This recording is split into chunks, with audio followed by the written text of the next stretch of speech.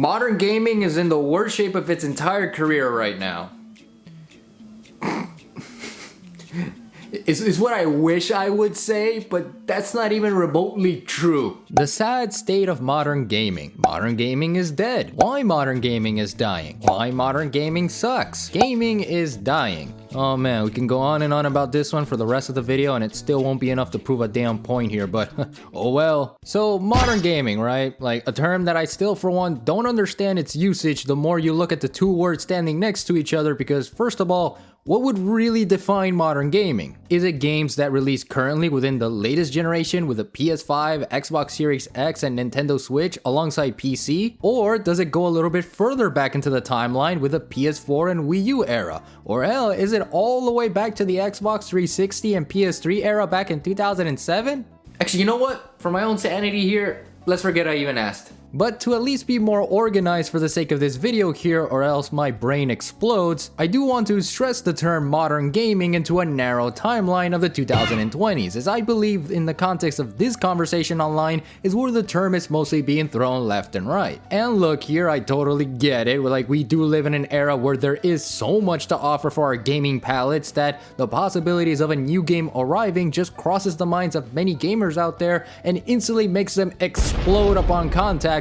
once they get the game in their hands. It's the something is shiny curse all over again, and that's just a reality with the video game industry here since the 80s with the Atari 2600. But then after a while, you start to see the idea of modern gaming is dying in massive air quotations every now and then, and upon looking at the rationale behind why such an audacious claim is being made, well, truth be told, there isn't even any at all. Yeah, sorry that you don't like Halo Infinite, Call of Duty Warzone, Cyberpunk 2077, Dying Light 2, Forspoken, and Gollum. God, the entire modern gaming industry is over with just these 5 titles.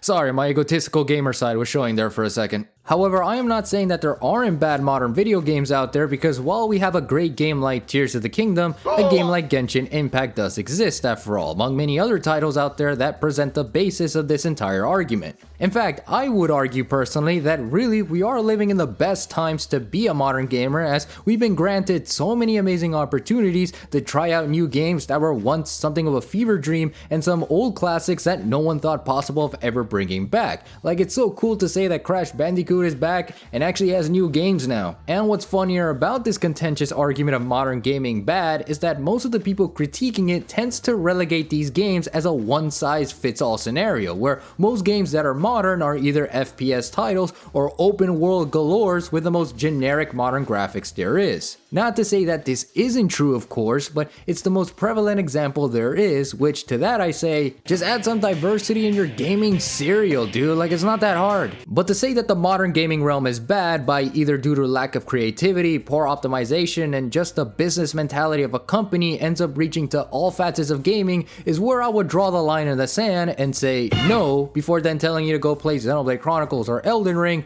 because trust me, it's not really that simple. Taking into account this year alone, we had so many incredible games that honestly blows my freaking mind whenever this so-called objective fact is being shoehorned to the gaming discussion. Because how can you say those words that gaming is bad when we got a game like Octopath Traveler 2 and how unique its core turn-based RPG mechanics shine in an era where people tend to call that style antiquated? Or how Final Fantasy XVI, a numbered entry to the Final Fantasy franchise, was met with incredible praise and reception upon its release because of its Devil May Cry combat system paired with a more streamlined linear RPG design that was catered for both new and old fans of the franchise. Also, like, ignore the other various commentaries about this game, they're just very dumb takes. Tears of the Kingdom was a welcome addition to the Switch's lineup and proved that you can do it again with an already established open world system and just crank the dial in story and content to a maximum 12, provided that the game's entire biology is centered on giving you the time and energy to go about it at your own pace on top of the already good qualities from the previous entry. High Five Rush brought that hack and slash gameplay style back for a bit and presented its own unique world and quirk into the mix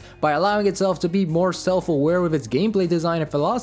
while ensuring it has something under its belt to be memorable. And let's not forget Resident Evil 4 Remake, where despite the notion of this game not needing the so-called remake treatment, it still brought home the big guns in quality and gameplay with how much improved the controls and gameplay loop the game provided, much like the previous one. which, much like that game, this is a 10 out of 10, so you know all the shots were fired here at once. Of course, these are highlights of games that everyone is already familiar with, and given their massive reception and fan bases, of course they would be labeled with game good, opinion bad, slapped across the table of content each game provides. Yet regardless of that, there are plenty of other games in all arrays of genres that still hammer to the idea that modern game is actually in a good shape, rather than the whole dystopian AAA title greedy mentality that some dumbo on Twitter X decided to make to pay their rent. Again, to say that it doesn't exist isn't the case here, since Activision, Blizzard, EA, and Ubisoft all come into mind with this cash grab greed mentality they have going for their reputation, but it's still a small piece of a larger puzzle that is the modern gaming industry. As I've already stated, there are tons of games at your disposal out there to just go for a few rounds and get some playtime value in them, than to just moan and groan about Dying Light 2 or wonder why Gotham Knights pretty much sucked in the end,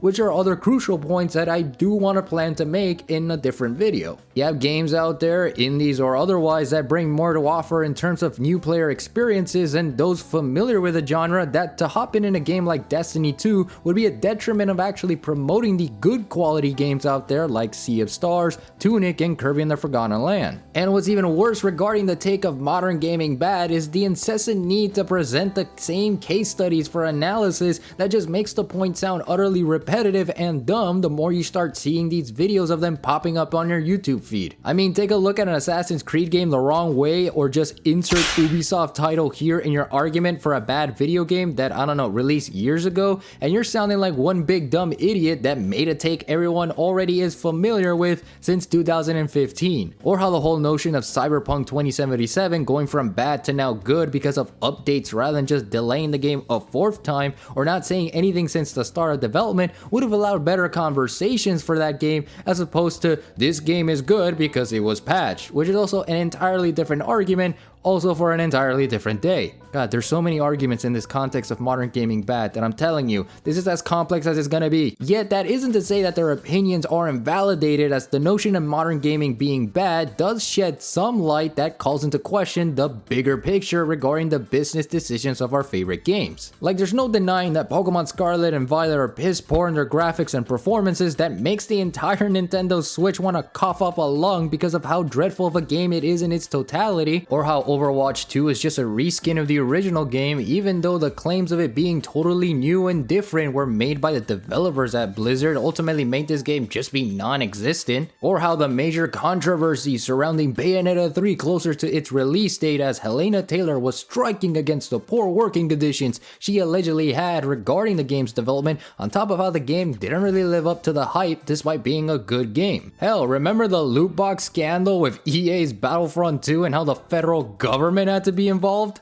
Because God, that was definitely something. Yet this isn't even counting all the other arguments of lack of fan support and community for certain games, the lack of glitch and bug fixing in others, and just the new consensus that a patch or DLC will fix this broken game. These are all, again, minor complaints that are amplified from those who simply shout the loudest. And to even say that modern gaming's creativity, so to speak, is ruined with the amount of remasters and remakes that they just decide to summon from the gates of heaven would also be a false premise when considering the fact that these remakes are still providing a new way to play a fan favorite original. You know, what's funnier about this is that this isn't something new. Yeah, the idea of modern gaming being bad isn't something that is brand new and shiny that every person seemingly believed had an intellectual thought in their brain that said, this game bad because bug suddenly popped into their minds. In reality, this whole idea of bad video games and poor product quality stems as far back as the NES and SNES era, as those games were crammed with generic licensed titles that people never gave a damn about and just plagued the catalog for a good month or two before a new Zelda or Mario game released. Or how there are just bad games period out there that were AAA titles at the time, like Devil May Cry 2, Mega Man X7, and Sonic 06, where if you place them under today's little bubble, the result would pretty much be the same in terms of the whole idea of a bad modern video game. But again, what makes that entire bubble of a thought different is that amplification of public opinion than ever before, which is another reason for why this entire argument is being made in the first place. It's made from the wrong people almost consistently. consistently. And this opinion also doesn't even help out the indie titles that release every so often either, as they tend to be used as comparisons for AAA titles just to be good rather than allowing those games to stand out on their own 2 feet respectively. Like the whole Spark the Electric Jester and Sonic comparison here, and Hollow Knight, Hades, and Celeste being thrown into the generic conversation of, but just play indies because they're good games, which also hurt them in the long run as they're not treated by their own modern gaming standards. But that right there is like an entirely different contention point and a topic for also another video here. So to summarize my big brain thoughts of modern gaming here, the truth behind modern gaming is that it is both good and bad, but the good far outweighs the bad due to its overencompassing elements of keeping a franchise fresh and alive, as well as consistent with their formula of providing high quality gameplay. It's not to say that bad games don't exist, but because they are really very few and many, and most of the time they're games that people are generally familiar with, this judgment call of claiming an entire generation of gaming to be bad ends up being blown way over proportions, resulting in those videos I mentioned in the beginning of the video, and the exception of this one that's basically right in front of you. And just to end off with this cap right here, because I can go on and on, but I'm honestly tired at this point, so I'm just gonna leave off with the idea that modern gaming here is good, and all you need to do is just play better games. Like, no, I don't apologize for that rather obvious based fact, and for the love of God, just play more games!